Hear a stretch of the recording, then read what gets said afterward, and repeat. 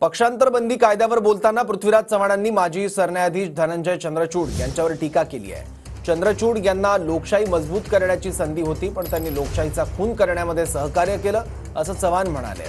तर पराभव जिव्हारी लागल्यानं विरोधकांचा आक्रस्ताळेपणा सुरू असल्याचा पलटवार प्रवीण दरेकरांनी केलाय। विरोधकांचं आता अति झालं, प्रवीण दरेकरांनी असं म्हणत टीका केली आहे। चंद्रचूड यांनी लोकशाही बळकट करण्याची त्यांना संधी असताना त्यांनी अत्यंत सुवर्ण संधी गमावली।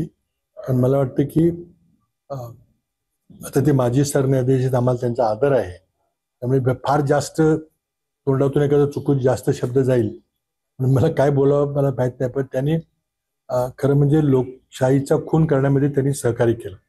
का एवढा आक्रस्ताळेपणा यांचा सुरू आहे मला कळत नाही। पराभव तर या देशामध्ये राज्यांमध्ये अनेक पक्षांचे अनेक नेत्यांचे झालेत, पण एवढा जिव्हारी घाव लागलाय की अगदी न्यायमूर्तींवर पण आरोप तोही त्या ठिकाणी लोकशाहीचा खून केल्याचा करणं म्हणजे जरा अतिच होते असं